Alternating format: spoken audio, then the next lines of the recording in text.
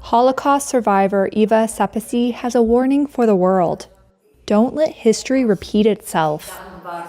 Asked about how she views rising anti-Semitism and right-wing populism, she said, Es ist erschreckend, auf jeden Fall. It is terrifying. It is definitely terrifying that it is like this. And that is why we have to do something about it in the very beginning. Was tun am Anfang. Because the Shoah did not begin with Auschwitz, but with words, silence, and society looking away. And every single person should do something to ensure that something like this never happens again.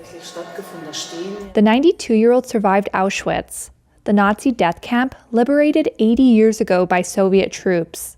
She's among a group of survivors voicing concerns about the current political climate. During a visit to the Jewish Museum in Frankfurt, Germany, she recalled being a young girl and on the brink of death at Auschwitz. She said prison guards mistakenly thought she was dead already and left her behind.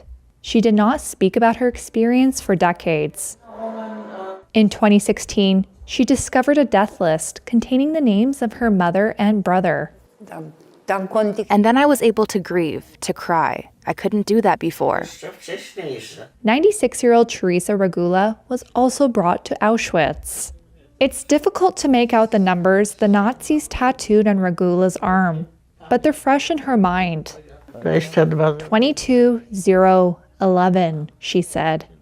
Once a healthy child, she contracted chickenpox, measles, and scarlet fever in the camp. The thought of reuniting with her father kept her alive. Those dreams were dashed when she later found out he had been mistakenly shot by Russian forces when they liberated the concentration camp he was in. Speaking at her home in Krakow, Poland, she says terrible things are happening in the world. People didn't draw any conclusions, she said, adding she chose not to have children so they wouldn't have to go through anything like what she suffered. Janina Iwanska, a Polish Catholic woman sent to Auschwitz at almost the same time as Regula in 1944, also remained childless. She's worried about the generations of children to come. What will their future be like? Because I see it as bleak.